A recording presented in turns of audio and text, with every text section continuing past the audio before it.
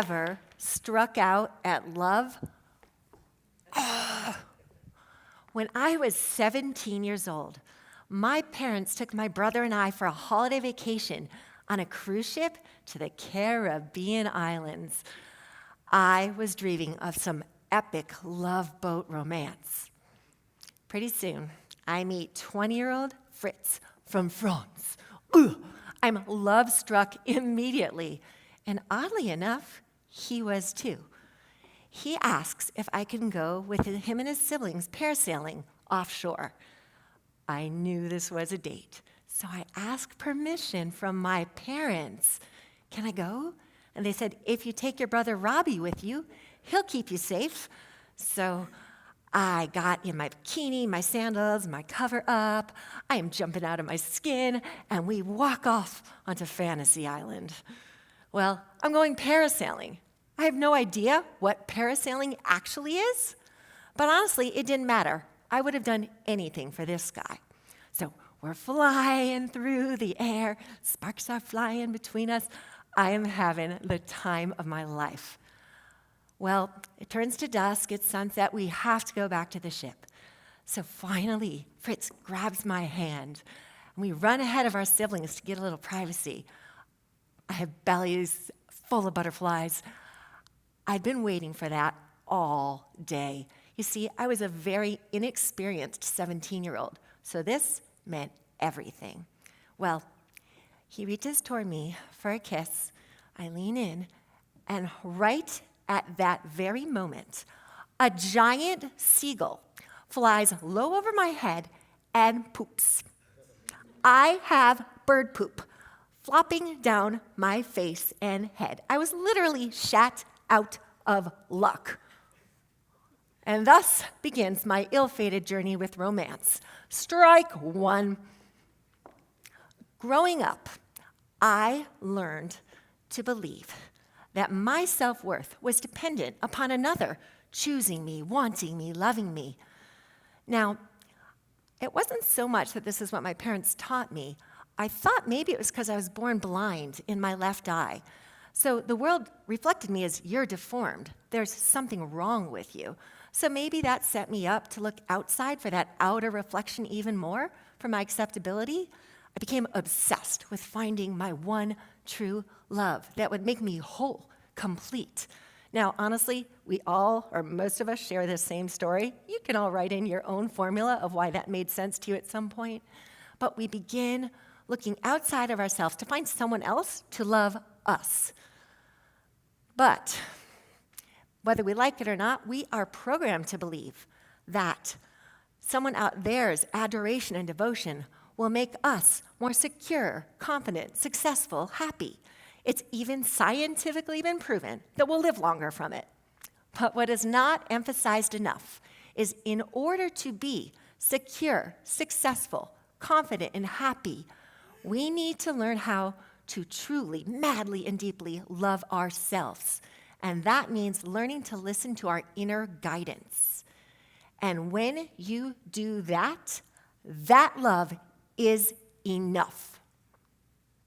When I was 22 years old, I met Shai, my perfect candidate for my husband-to-be. Same educational background, same religious background, and we were both studying to become psychotherapists in grad school. Well, we became fast friends, started dating, moved in together, got engaged, and all the while, I would have doubts. Is this the chemistry, the emotional connection that's going to last me for a lifetime? He had doubts too. We'd talk about it, but we were such a good match. It just all made so much sense. So even when we said, I'm having mad, crazy crushes on other people, we still stayed focused. We had a lot of friends, family support, and they all would say, cold feet is normal before you get married, or, oh yeah, you're in your 20s, so of course you're going to be attracted to tons of people. Don't worry about it. So we stayed the course, and a little before I turned 26, it was our wedding day. All of our friends and family, brides and bridesmaids, flew back to my hometown in Michigan, where I grew up.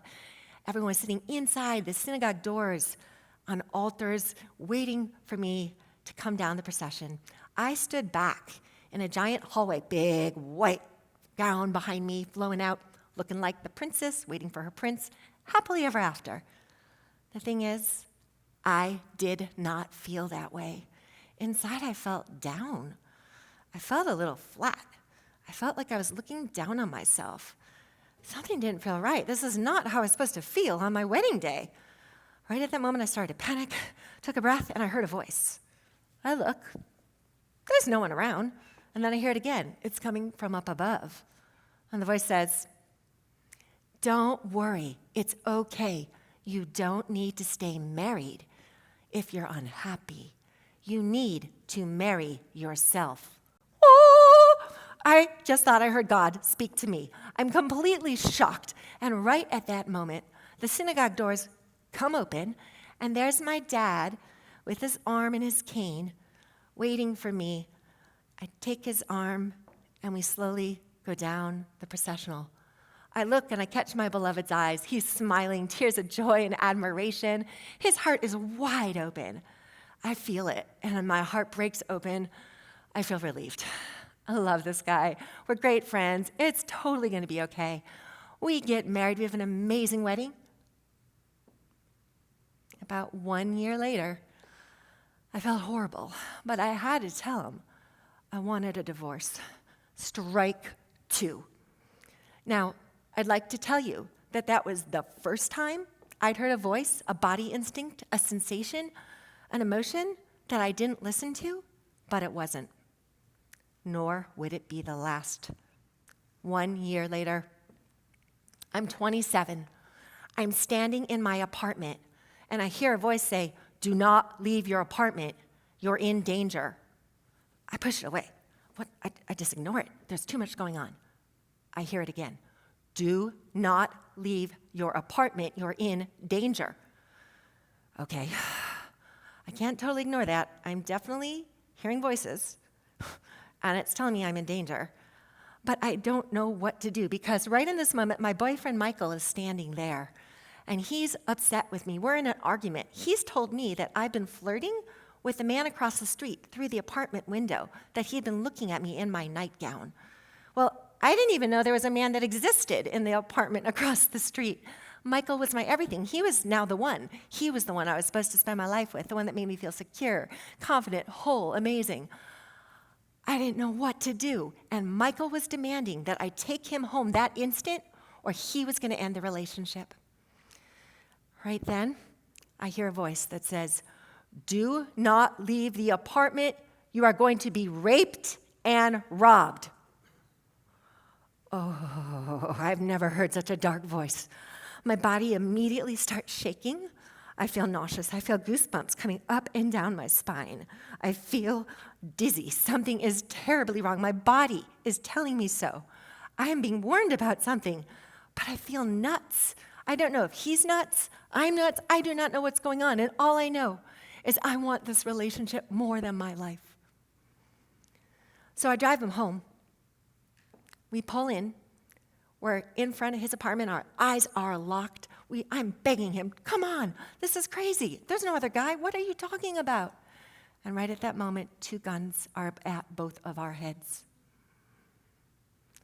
I become victim to multiple horrific, violent crimes all night and all through the morning.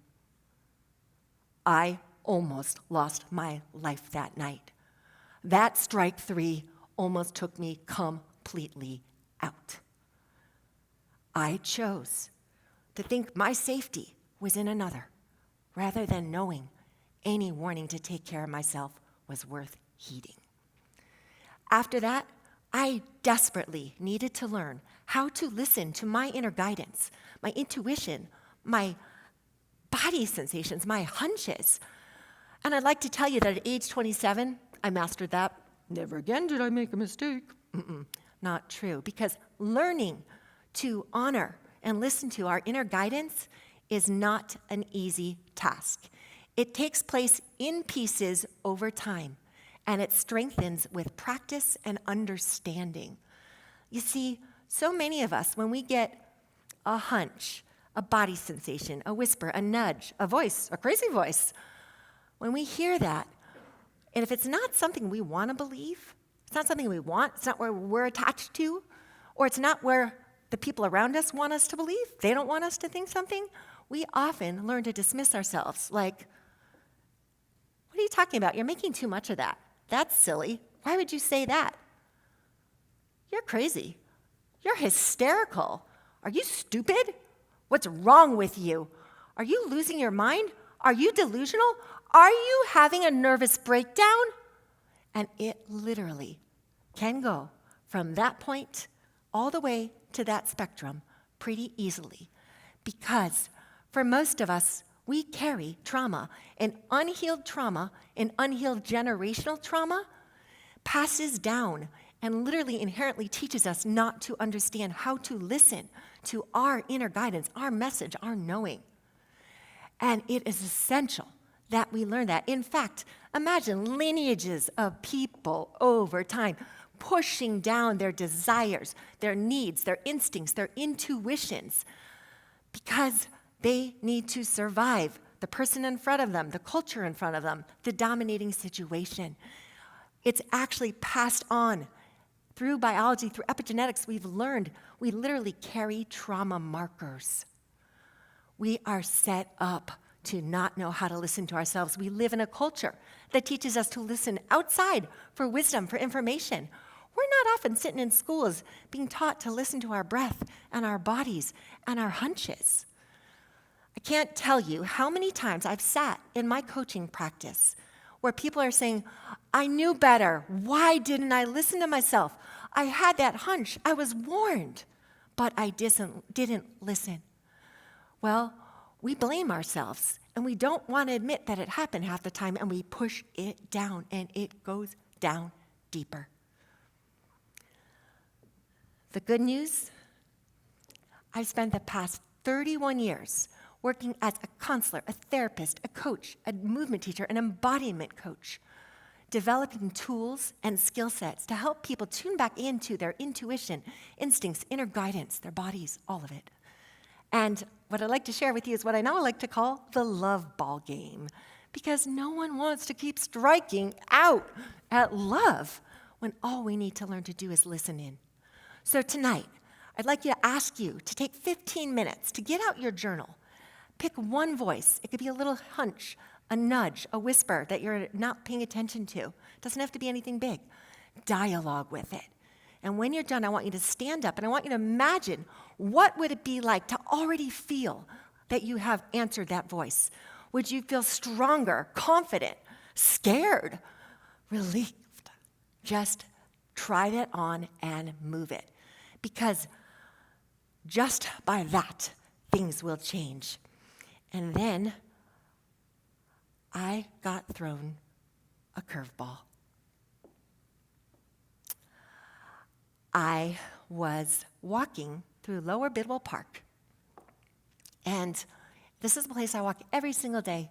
It's a beautiful Sunday afternoon. Not a lot of people around. I have my AirPods on. I'm talking to my cousin.